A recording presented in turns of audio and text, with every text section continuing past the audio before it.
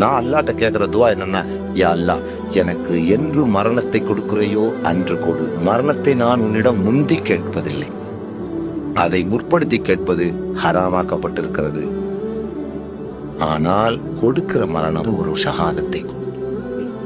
வீணா என்ன நோயில நொடியில படுக்க வச்சு சாகடிச்சு இந்த உலகத்தையும் நான் பலதை இழந்துட்டேன், அங்கேயும் நான் இழக்கக்கூடிய ஒரு ஏமாத்தியாலியா என்ன பண்ணிடாத. என் அத்தா அம்மா எல்லாம் கூட உனக்காக திறந்து வந்துட்டேன், அவங்க வஃபா தண்ணி தான் போய் பார்த்தேன். சொத்து சொகத்தையெல்லாம் கூட உனக்காக இழந்து கொண்டிருக்கிறேன், இன்னும் இழந்து கொண்டிருப்பேன்.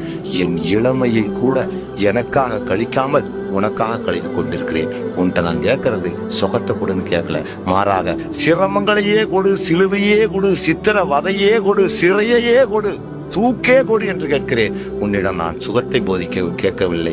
உன்னிடம் கேட்பது செல்வாக்கை கேட்கவில்லை, பதவியை கேட்கவில்லை, செல்வங்களை கேட்கவில்லை, லௌகீக பொருட்களை கேட்கவில்லை. எனக்கு தெரியும் நீ சொல்லி இருக்கிறாய் இவைகளெல்லாம் காணல் நீர் என்றும் திருமறையில், காட்சி பொருள்கள் என்று, சைத்தானின் கைப்பொருள்கள் என்று.